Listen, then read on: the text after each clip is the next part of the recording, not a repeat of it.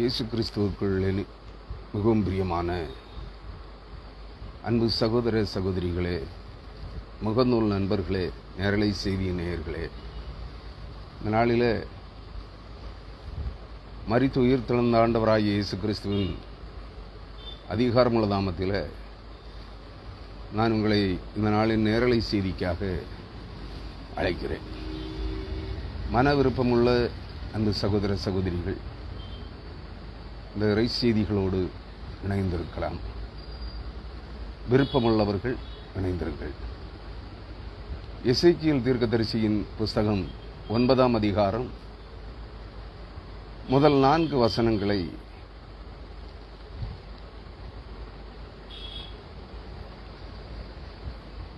நான் உங்களோடு விவரிக்கலாம் என்று விரும்புகிறேன். முதல் 6 வசனங்களை நான் உங்களோடு படிக்க விரும்புகிறேன். எசேக்கியேல் தீர்க்கதரிசியின் புஸ்தகம் 9ஆம் அதிகாரம் 1 முதல் 6 வரையான வசனங்களை படிக்க கேட்கலாம். பின்பு அவர் என் காதுகள் கேட்க மகா சத்தமாய், நகரத்தின் விசாரிப்புக்காரர் சங்கரிக்கும் ஆயுதங்களை தங்கள் கைகளில் பிடித்துக் கொண்டு வரக்கடவர்கள் என்று சொன்னார். அப்பொழுது இதோ 6 புருஷர் வெட்டுகிற ஆயுதங்களை தங்கள் கைகளில் பிடித்துக் கொண்டு வடக்கை பார்த்து உயர்ந்த வாசலின் வழியிலிருந்து வந்தார்கள்.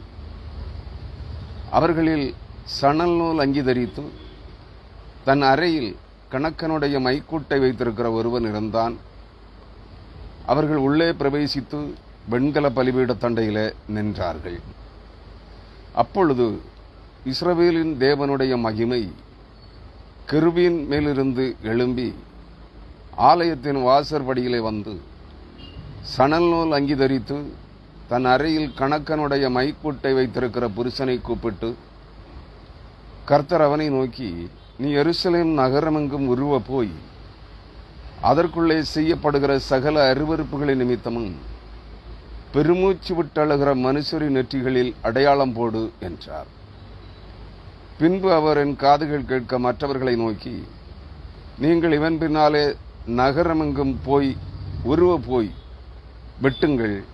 உங்கள் கண் தப்ப விடாமலும் நீங்கள் இறங்காமலும் முதியோரையும் வாலிபரையும் கன்னிகைகளையும் குழந்தைகளையும் ஸ்திரீகளையும் சங்கரித்து கொண்டு போடுங்கள். அடையாளம் போடப்பட்டிருக்கிற ஒருவனையும் கிட்டாதிருங்கள். என் பரிசுத்த ஸ்தலத்திலே துவங்குங்கள் என்று என் காதுகள் கேட்க சொன்னார். அப்பொழுது அவர்கள் ஆலயத்துக்கு முன்னே இருந்த மூப்பரிடத்தில் துவக்கம் பண்ணினார்கள் என்பவைகளே. அப்பொழுது அவர்கள் ஆலயத்திற்கு முன்னே இருந்த மூப்பரிடத்தில் துவக்கம் பண்ணினார்கள் என்றார் என்பவைகளே. கிறிஸ்துவுக்குள் அருமையானவர்களே, இந்த நாளின் நிறை செய்திக்காக இந்த திருவார்த்தைகளை தியானிப்பதற்கு முன்பு ஒரு நிமிடம் கர்த்தருக்கு நன்றி செலுத்துவோம். ஜெபம். எங்கள் கிருபையும் இரக்கமும் தயவும் நிறைந்த எங்கள் அன்பின் பரலோக தகப்பனே, இந்த பரிசுத்த நாளின் மதிய வேளையிலும் எளியவர்களாகிய நாங்கள் பல்வேறு சூழ்நிலைகளின் பின்னணியங்களிலிருந்து இந்த ஊடகத்தின் வாயிலாக உம்முடைய வார்த்தைகளை தியானிக்க தந்த கிருபைகளுக்காக உமக்கு நன்றி செலுத்துகிறோம். எண்ணிக்கை கடங்காத மக்கள் இனங்களுக்கு கிடைக்கக்கூடாத அந்த மாபெரும் சாக்கியத்தை ஏழை பாவிகளும் பரதேசிகளும் ஒன்றுக்கும் உதவாதவர்களுமாயிருக்கிற எங்களுக்கு, உலகத்தாலும் உலகத்திற்குரியவர்களாலும் பரிகசிக்கப்படுகிற தூசிக்கப்படுகிற எங்களுக்கு, அவமதிக்கப்படுகிற நிந்திக்கப்படுகிற எங்களுக்கு இந்த வேளையை கிருபையாய் தந்திருக்கிறபடியினாலும் ஸ்தோத்திரிக்கிறோம், துதிக்கிறோம். இந்த இறைவார்த்தைகளின் வழியாக தேவ ஆவியானவருடைய ஆற்றல் மிக்க வல்லமை வெளிப்படத்தக்கதாக தேவரீர் கிருபை செய்வீராக. எசேக்கியேல் தீர்க்கதரிசியின் மூலமாய் நீர் கூறி உரைத்திருக்கிற வார்த்தைகள் இந்த நாட்களிலே, வரப்போகிற நாட்களிலே நடைபெற இருக்கிறதற்காக உம்மை ஸ்தோத்திரிக்கிறோம். இந்த நிகழ்வு தெரிந்து கொள்ளப்பட்ட தேவ ஜனங்களுக்கு தேவாலயங்களிலும் தேவாலய பிரகாரங்களிலும் பரிசுத்த பட்டணங்களிலும் எருசலேமிலும் பூமி எங்கிலும் நடப்பிக்கப்படுகிற நாங்கள் தெரிந்து கொள்ளப்பட்ட இறை மக்கள் என்று பெயர் தெரிவித்துக் கொண்டு நாங்கள் பரிசுத்தவான்கள், நாங்கள் ரட்சிக்கப்பட்டவர்கள் என்ற பெயரை தங்களுக்கு பின்னால் சூட்டிக்கொண்டு தேவாலயங்களிலே, தேவாலய பிரகாரங்களிலே, வெளியிடங்களிலே, சமூகங்களிலே, பூமி எங்கிலும் இந்த ஜனம் நடப்பித்துக் கொண்டிருக்கிற மாபெரும் அக்கிரமங்கள், அருவருப்புகளின் நிமித்தமாய் இதை சகிக்கக்கூடாதபடி, பொறுத்து கொள்ளக்கூடாதபடி, எதையும் செய்ய திராணியற்றவர்களாய் திகைத்து நின்று உம்முடைய சமூகத்தில் மண்டியிட்டு மனங்கசந்து அழுது புலம்பிக் கொண்டிருக்கிற இறை மக்கள் மீட்டு விடுதலையாக்கப்படும்படியாய், அவர்களுக்கு மீட்பின் நாளுக்கென்று முத்திரையாய் தரிப்பிக்கப்படுகிற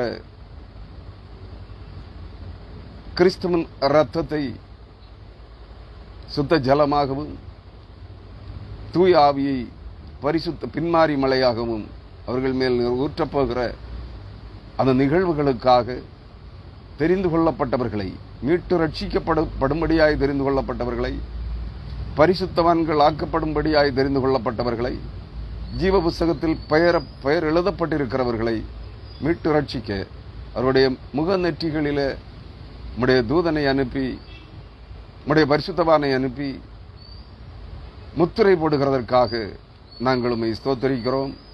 அந்த நாள் வெகு விரைவாக எங்கள் நடுவிலே வந்து கொண்டிருக்கிறது என்பதை உணர்ந்தவர்களாய், நிறைவார்த்தைகளுக்கு செவி கொடுக்க, நிறைவார்த்தைகளை நாங்கள் தியானிக்க நீர் எங்களுக்கு கிருபை செய்யும்படியாய், இரக்கம் பாராட்டும்படியாய் உமது சமூகத்தில் மன்றாடுகிறோம். எங்களை தாழ்த்துகிறோம். இறைமேந்தன் இயேசு கிறிஸ்துவின் வழியாகவே எங்களை தாழ்வணிந்து வேண்டுகின்றோம். ஜெபங்களும் எங்கள் ஜீவனுள்ள நல்ல பிதாவே. ஆமேன், ஆமேன். கிறிஸ்துவுக்குள் மிகவும் பிரியமான அன்பு சகோதர சகோதரிகளே, எசேக்கியேல் தீர்க்கதரிசியின் புஸ்தகத்தில் இருந்து 23வது தியான செய்தியை நான் இந்த நாளில் உங்களோடு பகிர்ந்து கொள்ள விரும்புகிறேன். பின்பு அவர், எசேக்கியேல் 9ஆம் அதிகாரம் 1ஆம் வசனம், பின்பு அவர் என்றால் பின்பு தேவனாகிய கர்த்தர் என் காதுகள் கேட்க, அதாவது எசேக்கியேல் தீர்க்கதரிசியின் காதுகள் கேட்க மகா சத்தமாய் நகரத்தின் விசாரிப்புக்காரர் என்றால் தேவனுக்கு இந்த குளோபல் வேர்ல்டு என்கிற இந்த காலகட்டத்தில் ஒரு நகரம் என்பது ஒட்டுமொத்த பூமியையும் குறிப்பிடுவதாக இருக்கிறது. ஒட்டுமொத்த பூமி, ஒட்டுமொத்த உலகமும் கை அடக்க உலகமாக மாறியிருக்கிறது. வேதாகமத்தின் வார்த்தைகளிலே சொன்னால், வேதாகமத்திலே தேசம், நகரம் என்று சொல்லப்படுகிறது எல்லாமே அந்தந்த குறிப்பிட்ட நாடுகளை மட்டும் குறிப்பிடுவதல்ல, அந்த குறிப்பிட்ட தேசத்தில் இருக்கிற ஒரு பட்டணத்தை மட்டும் குறிப்பிடுவதல்ல, பூமி எங்கும் இருக்கிற சகல பரிசுத்த தேவாலயங்களையும், பூமி எங்கும் இருக்கிற சகல பட்டணங்களையும், பூமி முழுவதிலும் இருக்கிற ஜனக்கூட்டத்தையும் குறிப்பிடுகிறது என்பதை நீங்கள் புரிந்து கொள்ள வேண்டும். அவர் சொல்லுகிறார், நகரத்தின் விசாரிப்புக்காரர் சங்கரிக்கும் ஆயுதங்களை தங்கள் கைகளில் பிடித்துக் கொண்டு வரக்கடவர்கள் என்று சொன்னார். பூமியின் விசாரிப்புக்காரர்கள், பூமியில் நடப்பிக்கப்பட்டு வருகிற சகல அக்கிரமங்களையும் அருவருப்புகளையும் கண்காணித்து விசாரிக்கிறவர்கள், அதற்கு தண்டனை தீர்ப்பு கொடுக்கிறவர்கள், தேவனால் நியமிக்கப்பட்ட தேவனுடைய பரிசுத்தவான்கள் அல்லது தேவனுடைய தூதர்கள். அவர்கள்தான் பூமியின் விசாரிப்புக்காரர்கள். இதை நீங்கள் பல்வேறு இடங்களிலே படிக்க முடியும். சகரியா தீர்க்கதரிசியின் புஸ்தகம் 6ஆம் அதிகாரத்திலும் பூமி எங்கும் சுற்றி பார்க்கிற தேவனுடைய தீர்க்கதரிசி, தேவனுடைய தூதர்கள், பிரதான தேவதூதர்கள் கடந்து செல்லுகிறதை சகரியா தீர்க்கதரிசியின் புஸ்தகம் 6ஆம் அதிகாரம் 1 முதல்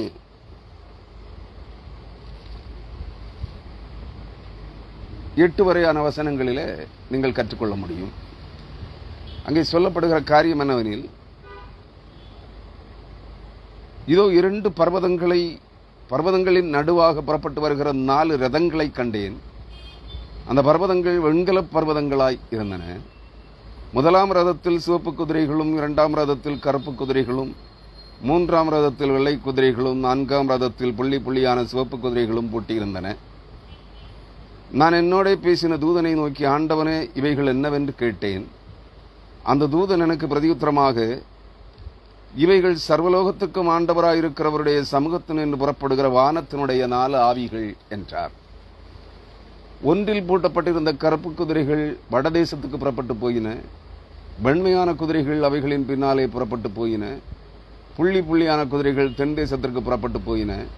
சிவப்பு குதிரைகளோ என்றால் புறப்பட்டு போய் பூமியிலே சுற்றி திரியும்படி கேட்டுக்கொண்டன.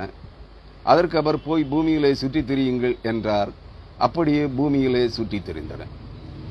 பின்பு அவர் என்னை கூப்பிட்டு, பார், வடதேசத்துக்கு போனவைகள் வடதேசத்திலே என் கோபத்தை சார்ந்து பண்ணிற்று என்று என்னோட சொன்னார். அருமையானவர்களே, இங்கே அனுப்பப்படுகிற தூதர்கள் அனைவரும் பூமி முழுவதையும் சுற்றி பார்க்க அனுப்பப்படுகிறவர்கள். அதாவது பூமியின் விசாரிப்புக்காரர்கள், சோதனைக்காரர்கள்.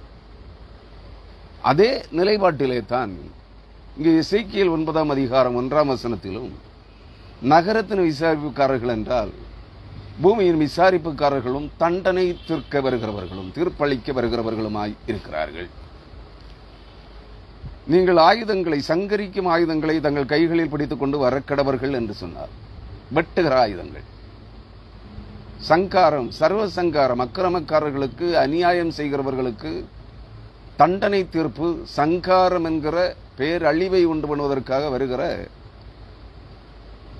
சங்கார தூதர்கள், பூமியின் விசாரிப்புக்காரர்கள் தங்கள் ஆயுதங்களோடு தங்கள் கைகளில் பிடித்துக் கொண்டு வெட்டுகிறதற்கு ஆயத்தமாக வரக்கடவர்கள் என்று சொன்னார். 2ஆம் வசனம், எசேக்கியேல் 9ஆம் அதிகாரம் 2ஆம் வசனம். அப்பொழுது இதோ 6 புருஷர் வெட்டுகிற ஆயுதங்களை தங்கள் கைகளில் பிடித்துக் கொண்டு வடக்கை பார்த்த உயர்ந்த வாசலின் வழியிலிருந்து வந்தார்கள் என்று சொல்லப்பட்டிருக்கிறது. வடக்கே பார்த்த உயர்ந்த வாசல் என்றால் வானத்தின் வாசல். பூமிக்கு வடக்கு வானம். வடக்கு வாசலாகிய வானத்தின் வாசலிலிருந்து பூமியின் விசாரிப்புக்காரர்களாகிய 6 சங்கார தூதர்கள், இங்கே புருஷர்கள் என்று சொல்லப்படுகிறது. 6 புருஷர்கள் வந்தார்களாம். இவர்கள் மனிதர்களாகவே வருகிறார்கள். நன்றாக புரிந்து கொள்ள வேண்டும். இதை நீங்கள் புரிந்து கொள்ள வேண்டும் என்றால், இயேசு கிறிஸ்துவின் நாட்களிலே நீங்கள் லூக்கா, மத்தேயு, மார்க்கு முதலான புத்தகங்களிலே இதை படிக்க முடியும். களைகளை குறித்த உவமையிலே களைகள் வளர்ந்து நெருக்கி கதிர்களை, அதாவது நல்ல பயிர்களை நெருக்கி போட்டபடியினால் அது வளரக்கூடாதபடி, கதிர் கொடுக்க நற்பலன் கொடுக்கக்கூடாதபடி அவைகளை நெருக்குகிறபடியினால் களைகளை பிடுங்கி போடுகிற அந்த உவமையை குறித்து கர்த்தராகிய இயேசு கிறிஸ்து சீடர்களிடத்திலே பேசுகின்ற போது, சீடர்களில் 2 பேர், யோவான், யாக்கோபு ஆகிய இருவரும் அவரிடத்தில் ஒரு காரியத்தை கேட்கிறார்கள். ஆண்டவரே, இந்த களைகளை நாங்கள் போய் பிடுங்கி போடட்டுமா என்று கேட்டார்கள். அந்த வேத பகுதியை நீங்கள் நன்றாக நினைவில் கொள்ள வேண்டும். நீங்கள் வேதத்தை தேடி மத்தேயு, மார்க்கு, லூக்கா ஆகிய நற்செய்தி நூல்களிலே இந்த பகுதி நிச்சயமாக இருக்கும். அங்கே படித்து பாருங்கள். அப்பொழுது ஆண்டவர் சொல்லுவார், யாக்கோபு, யோவான் ஆகிய இடிமுழக்கத்தின் மக்கள் என்று பெயர் பெற்ற செபதேயுவின் குமாரர்களாகிய யோவான், யாக்கோபு ஆகியவர்களோடு, இல்லை, நீங்கள் போய் பிடுங்க வேண்டாம், நீங்கள் சாதாரண மனிதர்கள், மனுஷகுமாரன் தம்முடைய தூதர்களை அனுப்புவார். அவர்கள் வந்து முதலாவது களைகளை பிடுங்கி கட்டுகளாக கட்டி சுட்டரிக்க ஆயத்தப்படுத்துவார்கள். பின்பு அறுவடை பணியாளர்கள், அதுவும் கர்த்தருடைய தூதர்கள் இருந்து மனிதர்களாக வந்து அவர்களை மீட்டு ரட்சிப்பார்கள். அதாவது பயிர்களை களஞ்சியத்திலே சேர்ப்பார்கள் என்று சொல்லுகிற அந்த காட்சியை நீங்கள் கண்டுகொள்ள வேண்டும். அந்த காட்சியினுடைய முற்பகுதி தான் இது. பூமியின் விசாரிப்புக்காரர்களாக தேவனால் அனுப்பப்படுகிற சங்கார தூதர்கள் 6 பேர் மனுஷர்களாக வெட்டுகிற ஆயுதங்களோடு பூரண புருஷர்களாக இறங்கி வருகிறார்கள். நன்றாக புரிந்து கொள்ளுங்கள். வடக்கை பார்த்த தங்கள் கைகளில் ஆயுதங்களை தங்கள் கைகளில் பிடித்துக் கொண்டு வெட்டுகிற ஆயுதங்களை ஒரே வெட்டு தான். அவங்க வாளை வீசி வெட்டுகிறார்கள் என்றால் ஒரே வீச்சில் பல பேருடைய ஆத்மாக்கள் அறுவடை செய்யப்படும், அதாவது சங்கரிக்கப்படும். வடக்கை பார்த்த உயர்ந்த வாசலின் வழியிலிருந்து வந்தார்கள். வானத்தின் வாசலில் இருந்து. வானத்தின் வாசல் நீங்கள் யாக்கோபு தரிசனம், பழைய ஏற்பாட்டு தரிசனத்தை நினைவு கூறுங்கள். பெத்தேலுக்கு போகிற மாமனார் வீட்டிற்கு, லாபானுடைய வீட்டுக்கு யாக்கோபு செல்லுகின்ற போது பெத்தேலிலே ஒரு கல்லை தலைக்கு வைத்து படுக்கிறான் அல்லவா, இருட்டி போனதினாலே. அங்கே வானத்திலிருந்து பூமிக்கு இறங்கவும் பூமியிலிருந்து வானத்துக்கு இறங்கவும் ஒரு வாசல் இருந்ததை, ஒரு ஏணி வைக்கப்பட்டிருந்ததை யாக்கோபு தரிசனத்திலே காண்கிறான் அல்லது சொப்பனத்திலே காண்கிறான். அதாங்க வானத்தின் வாசல். அந்த வானத்தின் வாசலில் இருந்து 6 வெட்டுகிற ஆயுதங்களை கொண்டு 6 சங்கார தூதர்களின் அதிபதிகள் வருகிறார்கள். சங்கார தூதர்கள் என்றால் வெளிப்படுத்தின விசேஷம் 9ஆம் அதிகாரத்திலே நீங்கள் படிக்கக்கூடும். ஐப்பராத்து நதியண்டையிலே கட்டப்பட்டிருக்கிற 4 தூதரையும் அவிழ்த்து விடு என்று சொல்ல கேட்டேன். அப்பொழுது அவர்கள் அவிழ்த்து விடப்பட்டார்கள். அவர்களுடைய யுத்த சேனைகளின் தொகை 20 கோடியாயிருந்தது. 4 சங்கார தூதர்களுடைய யுத்த சேனைகளின் தொகை 20 கோடி என்றால் ஒவ்வொரு தூதனுக்கும், ஒவ்வொரு சங்கார தூதர் கூட்டத்தின் தலைவனுக்கும் 5 கோடி சங்கார தூதர்கள் இருக்கிறார்கள். அப்படியானால் இங்கே சொல்லப்படுகிற அந்த 6 சங்கார தூதர்களும் தலா 5 கோடி சங்கார தூதர்களுக்கு தலைவர்கள். இந்த 6 புருஷர்களும் அங்கே வருகிறார்கள். அப்படியானால் 30 கோடி சங்கார தூதர்களுக்கு தலைவர்கள் இங்கே 6 பேர் கர்த்தருடைய சமூகத்திலே வருகிறார்கள். அவர்களின் நடுவில் சணல் நூல் அங்கி தரித்து, அதாவது லினன் துணி என்று சொல்லுவார்கள். சணல் நூல் அதாவது சாக்கு நூல் போன்ற துணி, காட்டன் பருத்தி துணி, லினன் துணி எப்படி இருக்கும் என்று உங்களுக்கு தெரியும். அதுபோன்ற காட்டன் பருத்தி நூல் துணியிலே, அதான் சாக்கு நூல் துணியிலே துணியை உடுத்தி கொண்டவனாய் சணல் நூல் அங்கி தரித்து நிலையங்கி, இயேசு கிறிஸ்து நிலையங்கி தரித்தவராய் நிற்கிறது போல இயேசு கிறிஸ்துவின் தாயாகிய மரியாள் அவருக்கு ஒரே துணியிலே, ஒரு வெள்ளை துணியிலே ஒரு ஒற்றை நிலையங்கி வெட்டாமல் தைக்கப்பட்ட முழு துணி, முழுவதுமாக கத்தரிக்கப்படாமல் வெட்டப்படாமல் தைக்கப்பட்ட அந்த துணியை ஒரு அங்கியை தரித்துக் கொண்டிருந்தது போல இந்த தூதனும் அந்த முத்திரை போடுகிறவாறு அந்த அவர்கள் நடுவிலே சணல் நூல் அங்கி தரித்து தன் அறையிலே கணக்கனுடைய மைக்கூட்டை வைத்திருக்கிற ஒருவன் இருந்தான். கணக்கனுடைய மைக்கூடு பரலோகத்திலே பெயர் எழுதப்பட்டிருக்கிற அந்த ஜீவ புஸ்தகத்தின் கணக்கு வழக்குகளை பார்க்கிறவன். பரலோகத்திலே இதை நான் உங்களுக்கு தெளிவுபடுத்துவதற்காக எபிரேயர் 12ஆம் அதிகாரம் 23, 24 ஆகிய வசனங்களுக்கு உங்களை அழைக்கிறேன். எபிரேயர் பரிசுத்த பவுல் அப்போஸ்தலன் எபிரேய திருச்சபைக்கு எழுதின நிருபம் 12ஆம் அதிகாரம் 23, 24 ஆகிய 2 வசனங்களை உங்களுக்கு படிக்கப் போகிறேன். பரலோகத்திலே பேரெழுதியிருக்கிற முதற் பேரானவர்களின் சர்வசங்கமாகிய சபையினிடத்திற்கும் யாவருக்கும் நியாயாதிபதியாகிய தேவனிடத்திற்கும் பூரணராக்கப்பட்ட நீதிமான்களின் ஆவிகளிடத்திற்கும் புது உடன்படிக்கையின் மத்தியஸ்தராகிய இயேசுவினிடத்திற்கும் ஆபேலின் இரத்தம் பேசினதை பார்க்கிலும் நன்மையானவைகளை பேசுகிற இரத்தமாகிய தெளிக்கப்படும் இரத்தத்தினிடத்திற்கும் வந்து சேர்ந்தீர்கள் என்று சொல்லப்பட்டிருக்கிறது. இங்கே 23ஆம் வசனத்தில் இந்த நிகழ்வு தான் அங்கே நடைபெறப் போகிறது. நன்றாக நினைவில் வைத்துக் கொள்ளுங்கள். பரலோகத்தில் பெயர் எழுதியிருக்கிற முதற் பேரானவர்களின் சர்வசங்கமாகிய சபை அங்கே பெயர் எழுதப்பட்டிருக்கிறது.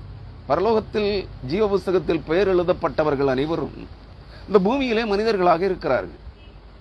இவர்கள் இன்னும் பரிசுத்தவான்களாக்கப்படவில்லை. இவை பரலோகத்தில் பெயர் எழுதப்பட்டிருக்கிறவர்களுடைய அந்த சர்வசங்கமாகிய சபையின் அந்த ஜீவ புஸ்தகத்தை எண்ணிக்கையை கணக்கெடுக்கிறவன்.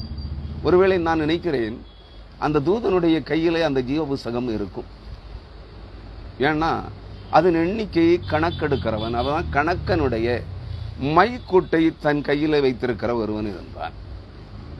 பரலோகத்தில் பெயர் எழுதப்பட்டிருக்கிற பூமியில் இருக்கிற ஜனங்களின் பெயர்களை எண்ணிக்கை எடுத்து எண்ணிக்கையை அறிந்திருக்கிற ஒருவன், கணக்கெடுக்கிற ஒருவன். இங்கு அவன் அறையிலே கணக்கனுடைய மைக்கூட்டை வைத்திருக்கிற ஒருவன் இருந்தான். கணக்கனுடைய மைக்கூடு என்றால் என்ன? அதாவது நான் அதை உங்களுக்கு காண்பிக்க விரும்புகிறேன். இது என்ன? ஒரு ஸ்டாம்ப் பேட். நாம் ஒருவருக்கு ஒரு சர்டிபிகேட் அல்லது ஒரு பில் கொடுக்கிறோம்னா அது இன்னார் கொடுத்தது என்பதற்கு அடையாளமாக ஒரு ஸ்டாம்ப் முத்திரை இல்லையா, சீல், இந்த ஸ்டாம்ப் பேட்ல முக்கி அடிச்சு கொடுப்போம் தானே? நீங்கள் அதிகாரிகள் கல்லூரிகள் பள்ளிகளிலே பார்த்திருக்கலாம். இதான் சம்பவம். இதுதான், வேற ஒன்றும் இல்லை. அவனுடைய கையில ஒரு மைக்கூடு இருந்தது. அந்த மைக்கூட்டுக்குள்ள என்ன இருக்கும்னு நினைக்கிறீங்க? இந்த ஸ்டாம்ப் பேட்ல இருக்கக்கூடிய ரப்பர் ஸ்டாம்ப் அடிப்பதற்கான இங்கு இருக்கும்னு நினைக்கிறீங்களா? இல்லை. அந்த மைக்கூட்டிலே இயேசு கிறிஸ்துவின் ரத்தம் இருக்கிறது. ஏன், எப்படி? கல்வாரி சிலுவையிலே ரத்தம் சிந்தி மரித்த இயேசு கிறிஸ்துவனுடைய ரத்தம் பரலோகத்திற்கு எப்படி சென்றது? அங்கிருந்து இறங்கி வருகிற, வானத்திலிருந்து இறங்கி வருகிற முத்திரையினுடைய இருக்கிறவனுடைய கையிலே, அறையிலே அந்த இயேசு கிறிஸ்துவின் ரத்தம் இருக்கிறதா என்று உங்களுக்கு ஒரு கேள்வி இல்லையா? அதை நான் தெளிவுபடுத்த வேண்டியது என்னுடைய கடமை. அதே எபிரேயருக்கு எழுதின நிருபம், பரிசுத்த பவுல் எபிரேயருக்கு எழுதின, எபிரேய திருச்சபைக்கு எழுதின நிருபம் 9ஆம் அதிகாரம், எபிரேயர் 9ஆம் அதிகாரம் 24ஆம் வசனம். நீங்க 15 முதல் அந்த அதிகாரம் முடிய வாசிக்கலாம். எபிரேயர் எழுதின நிருபம் 9ஆம் அதிகாரம் 16ஆம் வசனம் முதல் அந்த அதிகாரம் முடிய வாசித்து பாருங்கள். 28ஆம் வசனம் வரை. நான் இப்பொழுது சமயம் இல்லாதபடியினால் அந்த 24வது வசனத்தை மட்டும் படிக்கிறேன். 20 மற்றும் 24 ஆகிய வசனங்களை படிக்கிறேன். எபிரேயர் 9ஆம் அதிகாரம் 20ஆம் வசனம். தேவன் உங்களுக்கு கட்டளையிட்ட உடன்படிக்கையின் ரத்தம் இதுவே என்று சொன்னான். தேவன் உங்களுக்கு கட்டளையிட்ட உடன்படிக்கையின் ரத்தம் இதுவே என்று சொன்னான். 24ஆம் வசனம். அந்தபடி, அதாவது அந்த இதை சொல்றதுக்காக தயவு செய்து மன்னித்துக் கொள்ளுங்கள். 22ஆம் வசனம். நியாயப்பிரமாணத்தின்படி கொஞ்சம் குறைய எல்லாம் இரத்தத்தினாலே சுத்திகரிக்கப்படும். ரத்தம் சிந்துதல் இல்லாமல் மன்னிப்பு உண்டாகாது. ஆதலால் பரலோகத்தில் உள்ளவைகளுக்கு சாயலானவைகள் இப்படிப்பட்ட பலிகளினாலே சுத்திகரிக்கப்பட வேண்டியதாக இருந்தது. பரலோகத்தில் உள்ளவைகளோ இவைகளிலும் விசேஷித்த பலிகளாலே சுத்திகரிக்கப்பட வேண்டியதாமே என்று சொல்லப்பட்டிருக்கிறது. அதாவது பழைய உடன்படிக்கையின்படி, மோசே மூலமாய் கொடுக்கப்பட்ட பழைய உடன்படிக்கையின்படி இளங்காளை, வெள்ளாட்டுக்கடா இவைகளின் இரத்தத்தினாலே பூலோகத்தில் இருக்கிற, பரலோகத்தில் இருக்கிறவைகளின் சாயலானவைகள், பூலோகத்தில் இருக்கிறவைகள், பூலோகத்தில் இருக்கிற மனிதர்கள் உட்பட நம்முடைய நிஜ வடிவங்கள் பரலோகத்தில் இருக்கிறது. நீங்கள் அதை புரிந்து கொள்ள வேண்டும். இந்த வசனம் அதைத்தான் நமக்கு கற்பிக்கிறது. பரலோகத்தில் இருக்கிறவைகளின் சாயலானவைகள் நியாயப்பிரமாணத்தின்படி கொஞ்சம் குறைய எல்லாம் ரத்தத்தினாலே சுத்திகரிக்கப்படும். ரத்தம் சிந்துதல் இல்லாமல் பாவ மன்னிப்பு உண்டாகாது. ஆதலால் பரலோகத்தில் உள்ளவைகளுக்கு சாயலானவைகள், அதாவது பரலோகத்தில் இருக்கிறவைகளுக்கு சாயலாய் அதே வடிவத்தோற்றங்களை கொண்ட நிழல் வடிவமானவைகள் இந்த பூமியிலே இருக்கிறது. இப்படிப்பட்ட பலிகளினாலே சுத்திகரிக்கப்பட வேண்டியதாயிருந்தது. எப்படிப்பட்ட? பரலோகத்தில் இருக்கிறவைகளின் சாயலானவைகள், பூலோகத்தில் நிழல் வடிவங்களாக இருக்கிறவைகள். எருசலேம் தேவாலயம், தேவாலயத்தின் பரிசுத்த பணிவிடை பாத்திரங்கள், பனிமுட்டுகள், குத்துவிளக்கு, உடன்படிக்கை பெட்டி, பலிபீடம், கொப்பரைகள், இவைகள் அனைத்தும் அங்கு பரிசுத்த ஆலயத்தினுடைய எருசலேம் தேவாலயத்தின் பரிசுத்த பணிமூட்டுகள் அனைத்தும், அந்த வெண்கல கடல் தொட்டி முதலானவை அனைத்தும் பரிசுத்த அபிஷேக தைலத்தினாலும் அபிஷேகிக்கப்பட வேண்டும். இளங்காளை வெள்ளாட்டுக்கடாவின் ரத்தத்தினாலும், ரத்தம் தெளிக்கப்படுவதனாலும் அது பரிசுத்தமாக சுத்திகரிக்கப்பட வேண்டும். அதுபோல பரலோகத்தில் இருக்கிறவைகளோ இங்க இருக்கிறது சுத்திகரிக்கப்பட வேண்டுமானால் இவைகளின் நிஜ வடிவங்கள் பரலோகத்தில் இருக்கிறது. அந்த பரலோகத்தில் இருக்கிறவைகளும் சுத்திகரிக்கப்பட வேண்டியதாமே. அந்தபடி 24ஆம் வசனம், மெய்யான பரிசுத்த ஸ்தலத்துக்கு அடையாளமான கையினால் செய்யப்பட்டதா இருக்கிற பரிசுத்த ஸ்தலத்திலே கிறிஸ்துவானவர் பிரவேசியாமல், இது என்ன சொல்றாரு? பரலோகத்தில் இருக்கிற மெய்யான பரிசுத்த ஸ்தலம் பரம எருசலேம். பரம எருசலேமுக்கு ஒப்பான நிகரான ஒன்று இந்த பூலோகத்திலே, பூலோக எருசலேமிலே மனித கைகளால் கட்டப்பட்டிருக்கிறது. அந்த கைகளால் செய்யப்பட்டதா இருக்கிற பரிசுத்த ஸ்தலமான அந்த எருசலேம் தேவாலயத்தின் மகா பரிசுத்த ஸ்தலத்திற்குள்ளே கிறிஸ்துவானவர் பிரவேசியாமல் பரலோகத்தில் தானே, அதாவது வானமண்டலங்களில் இருக்கிற பரலோகத்தில் பரம எருசலேமுக்குள்ளே தானே இப்பொழுது நமக்காக தேவனுடைய சமூகத்தில் பிரத்யட்சமாகும்படி பிரவேசித்திருக்கிறார். எப்போ பிரவேசித்தார்? கல்வாரி சிலுவையிலே இயேசு கிறிஸ்து ரத்தம் சிந்திக் கொண்டிருந்த போது முதல் 3 திருவார்த்தைகளை மன்னிப்பு, பராமரிப்பு, பராமரிப்பு, மன்னிப்பு, பராமரிப்பு, மீட்பு ஆகிய முதல் 3 வார்த்தைகளை கூறி முடிந்த பிற்பாடு 3 மணி நேரம் அந்தகாரம் உண்டாயிற்று என்று எழுதுகிறோம். அந்த நேரத்தில் அந்தகாரம் விலகின பிறப்பு இயேசு கிறிஸ்து, பிதாவே பிதாவே ஏன் என்னை கைவிட்டீர், ஏலி ஏலி லமா சபக்தானி என்று சத்தமிட்டார். பிதாவே பிதாவே ஏன் என்னை கைவிட்டீர் என்று அர்த்தமாம். அந்த கைவிட்டீர் என்று சொன்ன நேரத்தில் அந்த 3 மணி நேர அந்தகாரத்துக்குள்ளே இயேசு கிறிஸ்துவோடு, மனிதகுமாரனாகிய இயேசு கிறிஸ்துவோடு இருந்த தேவனாகிய பரிசுத்தாவியானவராகிய கிறிஸ்துவானவர் இயேசு கிறிஸ்து கல்வாரி சிலுவையிலே சிந்தின ரத்தத்தோடு கூட பரலோகத்திற்கு ஏறி சென்றார். அதைத்தான் எபிரேயர் 12ஆம் அதிகாரம் 24ஆம் வசனம் அதன் பிற்பகுதி, கிறிஸ்துவானவர் பிரவேசித்திருக்கிற, கிறிஸ்துவானவர் கைகளால் செய்யப்பட்ட எருசலேம் தேவாலயத்திற்குள்ளே பிரவேசியாமல் பரலோகத்தில் தானே இப்பொழுது நமக்காக தேவனுடைய சமூகத்தில் பிரத்யட்சமாகும்படி பிரவேசித்திருக்கிறார்.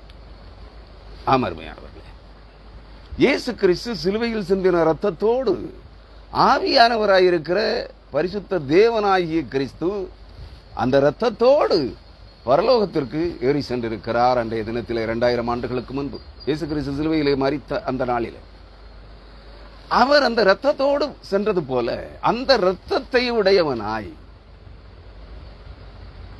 இயேசு கிறிஸ்து எப்படி நிலையங்கி தரித்தவராய் 7 குத்துவிளக்குகளின் நடுவிலே 7 சபைகளின் பரிசுத்தவான்களின் நடுவிலே உலாவிக் கொண்டிருக்கிறாரோ, அதுபோல இந்த எசேக்கியேல் தீர்க்கதரிசியின் புஸ்தகம் 9ஆம் அதிகாரம் 2ஆம் வசனத்திலே சொல்லப்பட்டிருக்கிற அந்த முத்திரையிடுகிற தூதன் சணல் நூல் அங்கி தரித்தவனாய், நிலையங்கியாகி ஒரு சணல் நூல் அங்கி, லிலன், அதாவது தங்க கலர்ல மினுமினு இருக்கும், பட்டு வஸ்திரம் போல் இருக்கும், புரிந்து கொள்ளுங்க. அப்படி ஒரு நிலையங்கியை தரித்துக் கொண்டவனாய் எங்கே வந்திருக்கிறான்? கணக்கனுடைய மைக்கூடு அவன் வைத்திருக்க அறையிலே அவன் கட்டியிருக்கிறான். அந்த கணக்கனுடைய மைக்கூடுன்னா நான் உங்களுக்கு காண்பித்தேன், ஸ்டாம்ப் பேடு, ரப்பர் ஸ்டாம்ப், அந்த இங்கில முக்கிறதுக்காக ஒரு ஸ்டாம்ப் பேடு வச்சிருப்போம். அந்த ஸ்டாம்ப் பேடு போல மைக்கூடு அவனுக்கு இருக்கிறான். அந்த மைக்கூட்டில் இருக்கிறது என்ன? இயேசு கிறிஸ்து, கிறிஸ்துவானவர் சிலுவையில் என்று இயேசுவாகிய மனிதகுமாரனை விட்டு பிரிந்து 100% தேவாவியானவர் ஆகிய கிறிஸ்துவானவர் பரலோகத்திற்கு அந்த ரத்தத்தோடு பரலோகத்திற்கு சென்றாரே. எதற்காக? எபிரேயர் 12ஆம் அதிகாரம் 23ஆம் வசனத்தின்படி பரலோகத்தில் இருக்கிறவைகள் சுத்திகரிக்கப்பட வேண்டும். பூலோகத்தில் இருக்கிறவைகள் இளங்காளை ஆட்டுக்கடாவின் இரத்தத்தினால் சுத்திகரிக்கப்படுவது போல பரலோகத்தில் இருக்கிறவைகள் அதிலும் மேலான ஒன்றினாலே சுத்திகரிக்கப்பட வேண்டும். அதான் தேவ ஆட்டுக்குட்டியாக இந்த பூமிக்கு வந்த இயேசு கிறிஸ்துவானவருடைய இரத்தத்தோடு ஆவியானவராயிருக்கிற தேவன், அதாவது கிறிஸ்துவானவர் அந்த இரத்தத்தோடு பரலோகத்திற்கு சென்றிருக்கிறார். அந்த இரத்தத்தை இந்த மைக்கூட்டிலே வைத்துக் கொண்டவனாய் முத்திரையிடுகிற ஒரு தூதன் இங்கே எசேக்கியேல் தீர்க்கதரிசியின் புத்தகம் 9ஆம் அதிகாரம் 2ஆம் வசனத்திலே சுட்டி காட்டப்படுகிறார். அதாங்க அவனுக்கு அவர் பரிசுத்த ஆவியானவர் அவனில் இருக்கிறார் என்பதுதான் பொருள். பரிசுத்த ஆவியானவர் ஆகிய கிறிஸ்து அவனுக்குள் இருந்து சிலுவையிலே சிந்தப்பட்ட இயேசு கிறிஸ்துவின் ரத்தத்தோடு அவனுக்குள் இருக்கிறார். அவன் தான் முத்திரையிடுகிறான். அவன் தான் பரலோகத்தில் பெயர் எழுதி இருக்கிறவர்களுடைய அந்த ஜீவ புஸ்தகத்தின் கணக்குகளை எண்ணுகிறவன். ஏன்னா பரலோக சபையினுடைய பரலோகத்தின் பரிசுத்தவான்களின் பெயர் எழுதப்பட்டிருக்கிற அந்த ஜீவ புஸ்தகத்தில் கணக்குகளை வாசிப்பவர் பரிசுத்த ஆவியானவராகத்தான் இருக்க முடியும். அவர்தான் தேவனுடைய சகலவற்றையும் ஆராய்ந்தறிந்திருக்கிறவர். நன்றாக புரிந்து கொள்ளுங்கள். அவன் பிரவேசித்து, அவர்கள் உள்ளே பிரவேசித்து வெண்கல பலிபீட தண்டையிலே நின்றார்கள். எங்கே நின்றார்கள்? அப்ப ஆண்டவர் எங்கே இருந்து சொல்லியிருக்கார்? பலிபீடத்தின் மேலிருந்து சொல்லுகிறார், அழைக்கிறார். சங்கார தூதர்களை வரவழைக்கிறார். வெட்டுகிற ஆயுதங்களோடு அவரவர் தங்கள் ஆயுதங்களோடு வரக்கடவர்கள். எங்கே? வெண்கல பலிபீட தண்டையிலே வர சொல்லியிருக்கிறார். அப்படியானால் தேவனாகிய கர்த்தர் வெண்கல பலிபீடத்திற்கு மேலே நின்று கொண்டிருக்கிறார். ஆதாரம் கேட்கிறீங்களா? ஆமோஸ் 9ஆம் அதிகாரம் 1ஆம் வசனம். ஆமோஸ் தீர்க்கதரிசியின் புஸ்தகம் 9ஆம் அதிகாரம் 1ஆம் வசனத்திற்கு வாருங்கள். ஆண்டவரை பலிபீடத்தின் மேல் நிற்க கண்டேன். ஆண்டவரை பலிபீடத்தின் மேல் நிற்க கண்டேன். ஆமோஸ் 9ஆம் அதிகாரம் 1ஆம் வசனம். புரியுதுங்களா?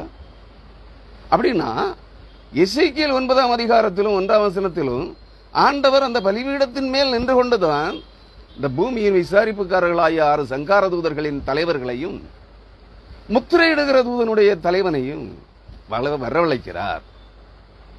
அவர்கள் வெண்கல பலிபீட தண்டையிலே வந்து நின்றார்கள். 2ஆம் வசனம் கடைசி பகுதி. 3ஆம் வசனம். அப்பொழுது இஸ்ரவேலின் தேவனுடைய மகிமை கெருபீன் மேலிருந்து எழும்பி பலிபீடத்தின் 4 கொம்புகள். பைபிள்ல நீங்க படிச்சிருப்பீங்க.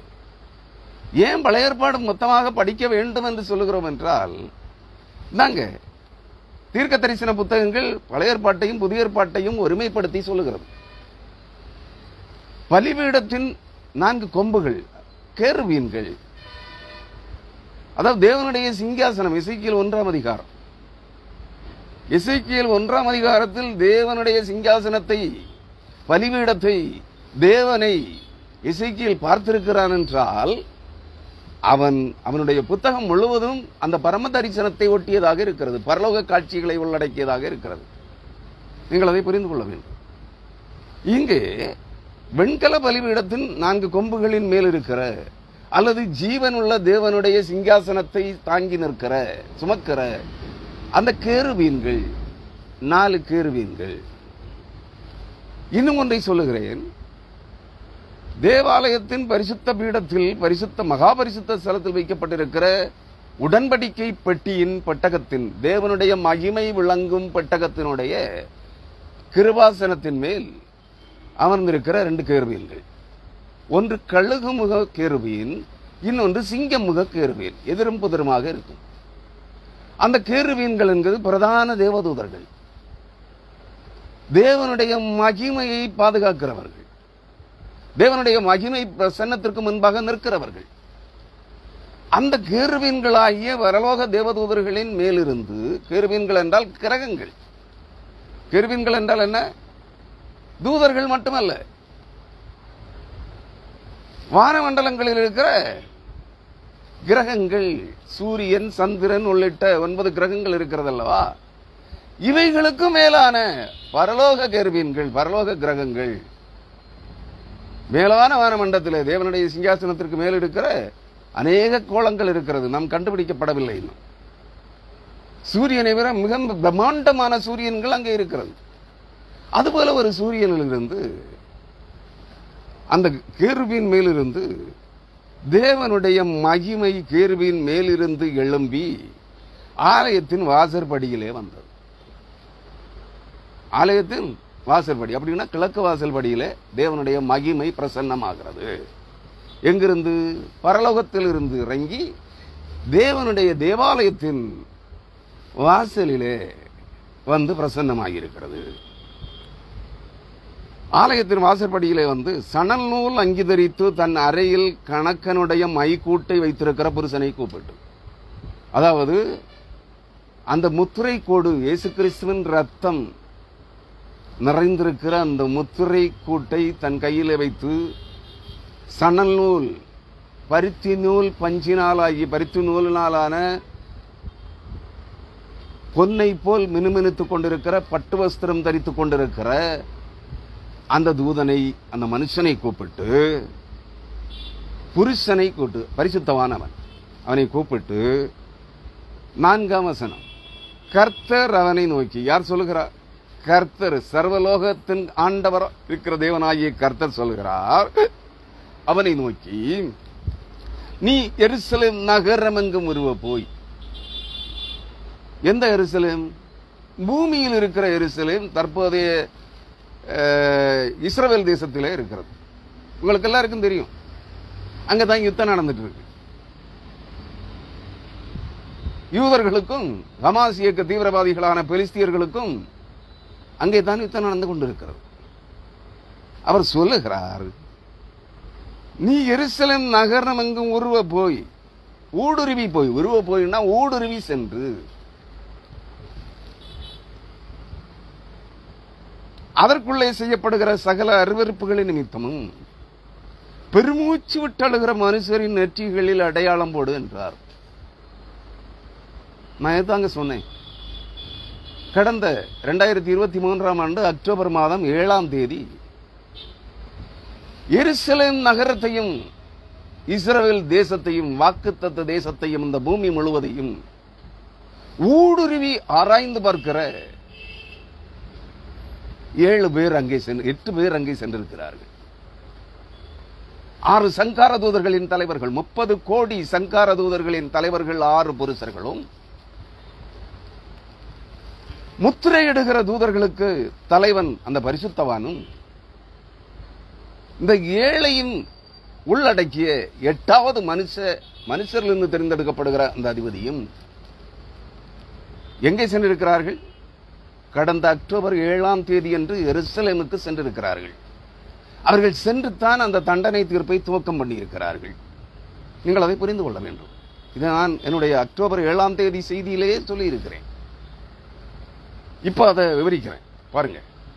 அருமையானவர்களே, இவர்கள் பூமியில் நடப்பிக்கப்படுகிற தேவாலயங்களிலும் பூமியிலும் நடப்பிக்கப்படுகிற அக்கிரமங்கள், அருவருப்புகள், அநீதிகள், கொலைபாதகங்களை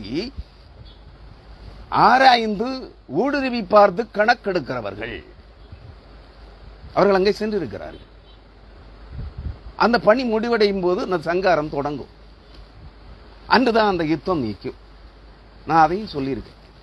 கிறிஸ்துவுக்குள் அருமையானவர்களே, அவர் சொல்லுகிறார், அவனை நோக்கி, நீ எருசலேம் நகரம் எங்கும் ஊடுருவி போய். ஊடுருவி போகணும்னா காற்றாத்தான் போகணும் இல்லையா? பரிசுத்தவான்கள் ஆவி ஒளிவுடல் சரீரமாய் ஒரு ஒளி கடந்து செல்வது போல் அவர்கள் அங்கே ஊடுருவி செல்வார்கள். சாதாரண மனிதர்களாக அங்கே செல்லவில்லை. பூரண புருஷர்களாக, உத்தம புருஷர்களாக சென்றிருக்கிறார்கள். நீங்கள் அதை புரிந்து கொள்ள வேண்டும். அவர்கள் ஊடுருவி போய் அதற்குள்ளே செய்யப்படுகிற சகல அருவருப்புகளின் நிமித்தமும், எதற்குள்ளே? எருசலேம் தேவாலயத்திற்குள்ளே நடப்பிக்கப்பட்டு வருகிற சகல அருவருப்புகளின் நிமித்தமும். இதற்கு முந்தின 22ஆம் பாக செய்தி வரை எருசலேமிலே நடப்பிக்கப்படுகிற அருவருப்புகள், அக்கிரமங்கள் என்னென்னு பார்த்திருக்கிறோம். இந்த அருவருப்புகளின் நிமித்தமாய் பெருமூச்சு விட்டு அழுகிற மனுஷரின் நெற்றிகளில் அடையாளம் போடுகிறார். யாருக்கு முத்திரை? தேவாலயங்களுக்குள்ளே அநியாயம் செய்கிறவனுக்கா? உங்களுக்கு எல்லாம் ஆசீர்வாதம் கூறுகிறானே அவனுக்கா? கிறிஸ்துவுக்குள் அருமையானவர்களை நன்றாக சிந்திக்க வேண்டும். நீங்கள் தேவாலயங்களிலே பிரசங்க பீடங்களிலே நின்று பிரசங்கிக்கிற கள்ள போதகர்களுக்கா முத்திரை? தீர்க்க தரிசனம் சொல்லுகிறவர்களுக்கா முத்திரை? தங்களை அப்போஸ்தலர்கள் என்று அழைத்துக் கொள்ளுகிறவர்களுக்கா சொல்லி நாங்கள் கர்த்தருடைய பரிசுத்தவான்கள், கர்த்தருடைய அப்போஸ்தலர்கள், கர்த்தருடைய தீர்க்கதரிசிகள் என்று சொல்லி உங்களை ஆசீர்வதிக்கிறார்களே, கூலிக்கு காணிக்கைகளுக்காக ஆசீர்வதிக்கிறார்களே, அவர்களுக்கு முத்திரை? அவர்களுக்கு முத்திரை இல்ல. கிறிஸ்துவுக்குள் அருமையானவர்களை, அவர்களுக்கு ஒன்றும் இவர்களால் தான் தேவாலயங்களிலே அநியாயங்கள் நடந்தேறுகிறது. கள்ள போதகர்கள், பிரசங்கியார்கள், தீர்க்கதரிசிகள், அப்போஸ்தலர்களால் தான் தங்களை பரிசுத்தவான்கள் என்று கூவிக்கொண்டிருக்கிற, அழைத்துக் கொள்ளுகிற, மற்றவர்களை பரிசுத்தப்படுத்தும்படியாய் நாங்கள் அனுப்பப்பட்டவர்கள் என்று சொல்லிக் கொண்டிருக்கிற இந்த நாதாரி கள்ளர்களால் தான் தேவாலயங்கள் எல்லாம் கள்ளர் குகையாக்கப்பட்டிருக்கிறது, விபச்சார கூடங்கள் ஆக்கப்பட்டிருக்கிறது, அந்நிய ஆவிகளின் குடியிருப்புகளாய் மாற்றப்பட்டிருக்கிறது. அதனால் தான் பூமி எங்கும் தேவாலயத்திலிருந்து அநீதி புறப்படுகிறபடியினால் பூமியின் குடிமக்கள் அனைவரும் அக்கிரமக்காரர்களாக மாறியிருக்கிறார்கள். பூமி எங்கும் அருவருப்புகளால் நிறைந்திருக்கிறது.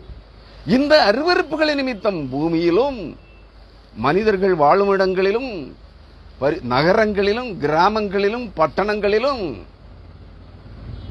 தேவாலயங்களிலும், பூமி எங்கும் இருக்கிற சகல தேவனை, கடவுளை தொழுது கொள்ளுகிற எந்த தேவாலயமாக இருந்தாலும் சரி, அது கிறிஸ்தவ தேவாலயமாக இருக்கலாம், இஸ்லாமிய ஆலயங்களாக இருக்கலாம், பள்ளிவாசல்களாக இருக்கலாம், இந்து கோவில்களாக இருக்கலாம், எங்கும் கடவுளைத்தானே ஆராதிக்கிறார்கள் பல்வேறு வடிவங்களில். எந்த தேவாலயமாக இருந்தாலும் சரி, அந்த தேவாலயங்களுக்குள்ளே தேவாலயங்கள் கள்ளர் குகையாக்கப்பட்டிருக்கிறது. நன்றாக புரிந்து கொள்ளுங்கள். விபச்சாரக்காரர்களின் குடியிருப்பாக, கூடாரமாக மாறி இருக்கிறது. பணம் காணிக்கை பொறுக்கிகளின் கூடாரமாக திருச்சபைகள் மாறி இருக்கிறது, தேவாலயங்கள். அங்கே தான் சகல அநீதிகளுக்கும் திட்டமிடப்படுகிறது. அங்கே நடப்பிக்கப்படுகிற அருவருப்புகளின் நிமித்தமாய் சகிக்க முடியாமல், ஆலயத்திற்கும் செல்ல முடியாமல், வீடுகளுக்குள்ளே இருந்து கொண்டு பெருமூச்சு விட்டு அழுது கொண்டிருக்கிறார்களே, ஆண்டவரே, எப்போது உம்முடைய ஆலயங்களுக்குள்ளே உம்முடைய சத்துருக்கள் கர்ஜிக்கிற சிங்கங்களை போல, சங்கீதம் 74 என்று நினைக்கிறேன், எடுத்து படித்து பாருங்கள். கர்த்தாவே, நீர் சம்பாதித்த உம்முடைய ஆலயங்களுக்குள்ளே, உம்முடைய சபைகளுக்குள்ளே உம்முடைய சத்துருக்கள் சிங்கங்களை போல எழும்பி தங்கள் சிங்காசனங்களை அங்கே உறுதிப்படுத்திக் கொண்டு தேவாலயத்தை அசுத்தமாக்கிக் கொண்டிருக்கிறார்கள், தங்கள் அக்கிரமங்களால் நிறைத்துக் கொண்டிருக்கிறார்கள் என்று சொல்லி யார் யார் புலம்பி அழுது கொண்டிருக்கிறார்களோ அவர்கள் தான் உத்தம புருஷர்கள். அவர்கள் தான் சர்வசங்கம், பரலோக சபையிலே, பரலோகத்திலே பேரெழுதப்பட்டிருக்கிற பரிசுத்தவான்கள் ஆக்கப்படும்படியாய் பூமியில் இருந்து தெரிந்து கொள்ளப்பட்டிருக்கிற தேவ ஜனங்கள். தன்னைத்தான் அப்போஸ்தலன் என்று சொல்லுகிறவனும், தன்னைத்தான் தீர்க்கதரிசி என்று சொல்லுகிறவனும், தன்னைத்தான் பேராயர் என்று சொல்லுகிறவனும், தன்னைத்தான் போப்பாண்டவர் என்று சொல்லுகிறவனும், தன்னைத்தான் மாடரேட்டர் என்று சொல்லுகிறவனும், தன்னைத்தான் போதகன், சபை பாஸ்டர் என்று அழைத்துக் கொள்ளுகிறவனும், தங்களை தாங்களே ஊழியக்காரர்கள் என்று அழைத்துக் கொள்ளுகிறவர்களும், சபை மக்களிடமிருந்து, பூமியின் ஜனங்களிடமிருந்து காணிக்கைகளை ஜபிப்பதற்கும், ஆசீர்வாதம் சொல்லுவதற்கும், தீர்க்கதரிசனம் சொல்லுவதற்கும் காணிக்கைகளை கைக்கூலியாய் வாங்கிக் கொள்ளுகிறவர்களும் அல்ல. நீங்கள் அதை புரிந்து கொள்ள வேண்டும். இவர்களுக்கு முத்திரை இல்லை. அவர்கள் என்ன சொல்லுகிறார்? பெருமூச்சு விட்டு அழுகிற மனுஷரின் நெற்றிகளில் அடையாளம் போடு என்றார். எங்கே போட சொன்னார்? தேவாலயங்களிலே நடப்பிக்கப்படுகிற போதகர்கள், ஊழியக்காரர்கள், தீர்க்கதரிசிகள், அப்போஸ்தலர்கள், மூப்பர்கள், முதியவர்கள் பரிசுத்தவான்கள் என்று தங்களை அழைத்துக் கொண்டிருக்கிற அநியாயக்காரர்களால், அக்கிரமக்காரர்களால், கொலைவரி பிடித்து நடக்கிறவர்களால், இரத்த பழிகளால் நிறைந்திருக்கிற இந்த அநியாயக்காரர்களுக்கு அல்ல, இவர்கள் மூலம் தேவாலயங்களிலே நடப்பிக்கப்படுகிற அக்கிரமங்களின் நிமித்தமாய் பெருமூச்சு விட்டு அழுகிற ஜனங்களுக்கு மட்டும்தான் முத்திரை. அவர்கள்தான் பரலோகத்திலே பெயரெழுதப்பட்ட பரிசுத்தவான்கள் ஆக்கப்படும்படியாய் பரலோகத்திலே பெயரெழுதப்பட்டவர்களின் சங்கத்தின் உறுப்பினர்கள். இங்க இருக்கிற போதகரும் காணிக்கைக்காக, மாத சம்பளத்துக்காக, தினசரி சம்பளத்துக்காக பிரசங்கிக்கிற பிரசங்கியாரும் அல்ல, காணிக்கை வாங்குகிறவர்கள் அல்ல. நீங்கள் அதை புரிந்து கொள்ள வேண்டும். பெருமூச்சு விட்டு அழுகிற ஜனங்களுக்குத்தான் முத்திரை, மற்றவர்களுக்கு இல்லை. ஒரு நிமிடம் பொறுத்துக் கொள்ளுங்கள்.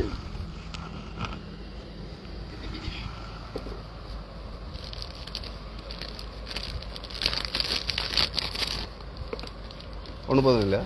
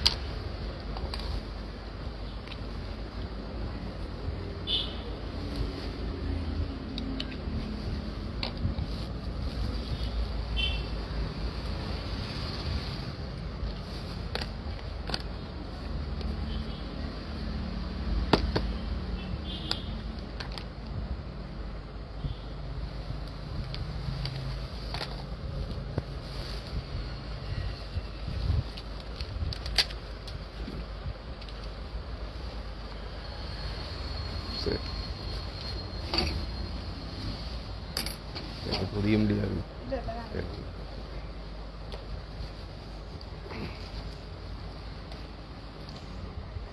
கிறிஸ்துவுக்குள் அருமையானவர்களே, எசேக்கியேல் 9ஆம் அதிகாரம் 5ஆம் வசனம். அவர் என்ன சொல்லுகிறார்?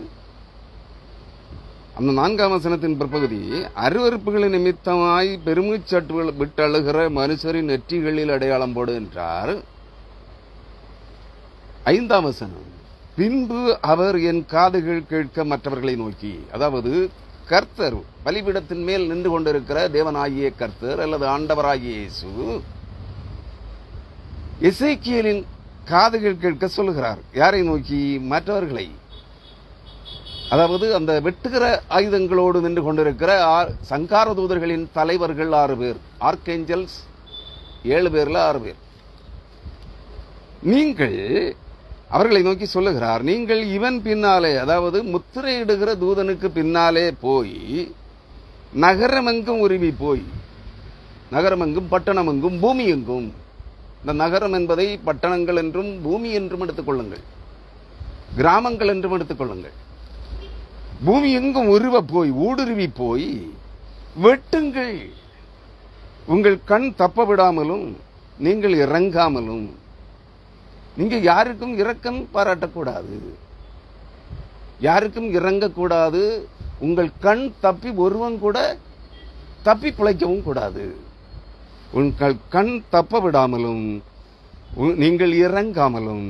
6ஆம் வசனம், முதியோரையும், அதாவது கிழவர்களையும் கிழவிகளையும் வாலிபரையும் கன்னிகைகளையும். திருமணமாகாத பெண்களையும் திருமணமாகாத ஆண்களையும் குழந்தைகளையும் ஸ்திரீகளையும் பெண்களையும் குழந்தைகளையும் தாய்மார்கள் பெண்களையும் கர்ப்பஸ்திரீகளையும் கூட நன்றாக புரிந்து கொள்ளுங்கள். ஸ்திரீகளையும் சங்கரித்து கொன்று போடுங்கள். அடையாளம் போடப்பட்டிருக்கிற ஒருவனையும் கிட்டாதிருங்கள். என் பரிசுத்த ஸ்தலத்தில் துவக்கங்கள் என்று என் காதுகள் கேட்க சொன்னார். யாரையெல்லாம் சொல்றாரு? தங்கள் நெற்றிகளிலே இயேசு கிறிஸ்துவின் ரத்தத்தினால் முத்திரை அடையாளம் போடப்பட்டவர்களுக்கு அருகாமையிலே வெட்டுகிற ஆயுதங்களோடு வருகிற சங்கார தூதர்கள் சொல்லக்கூடாது. ஆனால் தங்கள் நெற்றிகளிலே இயேசு கிறிஸ்துவின் ரத்தத்தால் மீட்பின் நாளுக்கென்று போடப்படுகிற அடையாள முத்திரை இல்லாதவர்களை வெட்டி கொன்று போடுங்கள். அவர்கள் கிழவர்களாயிருந்தாலும் சரி, கிழவிகளாயிருந்தாலும் சரி, குமரர்களாயிருந்தாலும் சரி, குமரிகளாயிருந்தாலும் சரி, பெண்களாயிருந்தாலும் சரி, பிள்ளைகளாயிருந்தாலும் சரி, யாரையும் விட்டுவிட வேண்டாம் என்று சொல்லுகிறார். அப்பொழுது அவர்கள் ஆலயத்துக்கு முன்னே இருந்த மூப்பர் இடத்தில் துவக்கம் பண்ணினார்கள். எங்கிருந்து தொடங்கினாங்க? ஆலயத்திற்கு முன்னே. ஆலயத்தின் முன்னே தானே, ஆலயத்தின் பிரகாரத்திலே பிரசங்க பீடத்திற்கு முன்னே யார் உட்கார்ந்திருப்பா?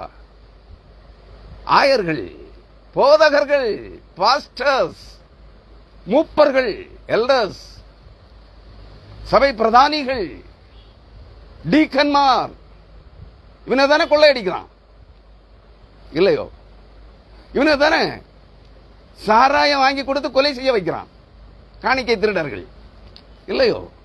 பதவி வெறி திருடர்கள். சங்கீதம் 74 சொல்லப்பட்டிருக்கிறபடி உம்முடைய சத்துருக்கள்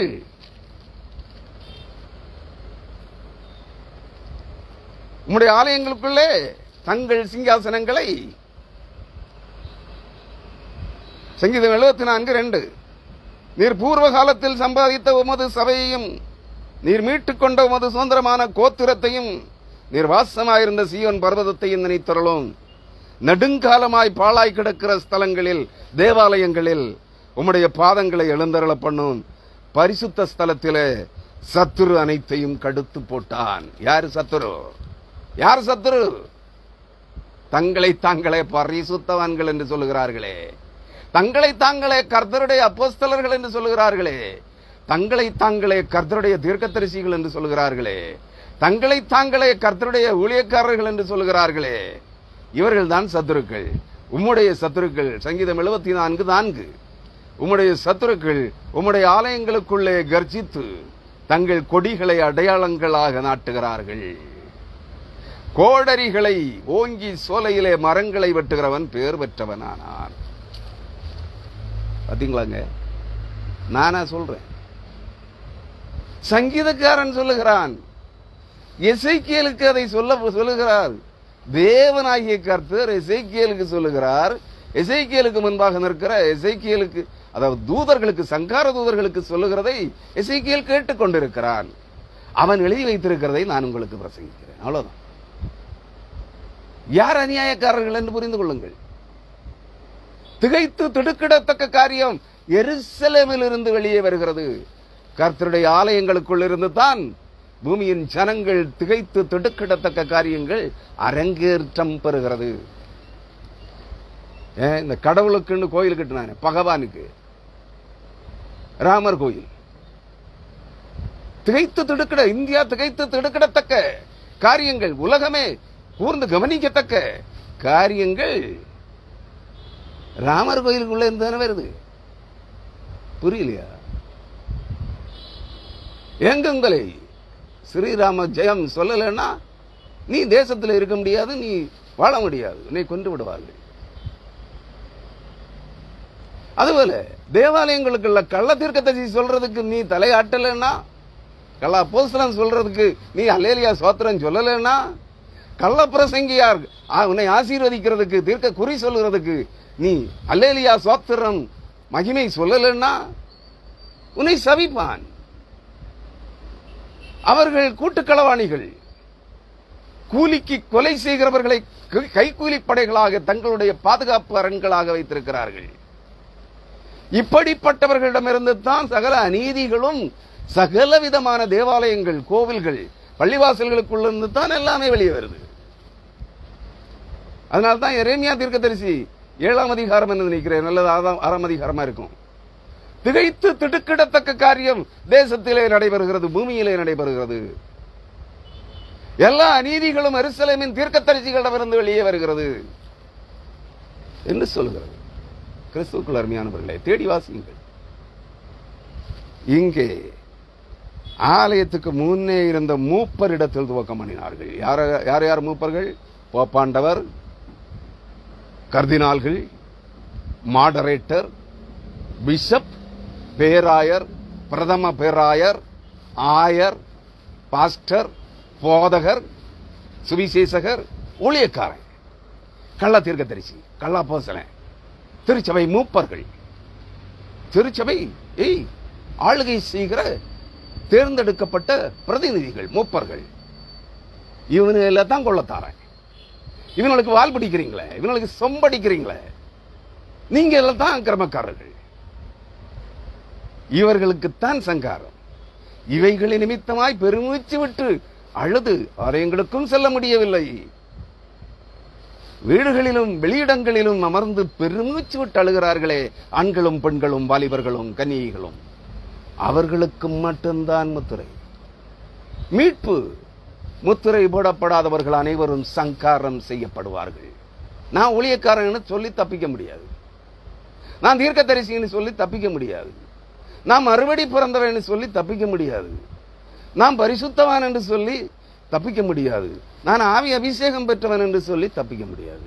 ஏன்னா எவர்கள் உங்களிடத்தில் கேள்வி கேட்க வருகிறவர்கள் அல்ல, உங்களை விசாரித்து நியாயம் விசாரிக்க வருகிறவர்கள் அல்ல, தண்டனை தீர்ப்பு நடப்பிக்கும்படியாய் வருகிறவர்கள், வெட்டும்படியாய் வருகிறவர்கள். நினைவில் வைத்துக் கொள்ளுங்கள். இதன் பிற்பகுதியை அடுத்த செய்திகளை தருகிறேன். இந்த செய்திகளை உன்னிப்பாக கவனியுங்கள். உங்கள் வேதாகமங்களை திறந்து இங்கே சொல்லப்பட்ட வசனங்கள் வேதாகமத்தில் இருக்கிறதா, அவைகளைத்தானா நான் பிரசங்கித்திருக்கிறேன் என்பதை நீங்கள் தெள்ளத் தெளிவாக வேதாகம வசன ஆதாரங்களோடு இவைகளை படித்து பார்த்து ஜெபியுங்கள், மனம் திரும்புங்கள். அப்பொழுது உங்களை அவர் ரட்சிக்க ஆவல் உள்ளவராயிருக்கிறார். ஆமென். ஹல்லேலூயா.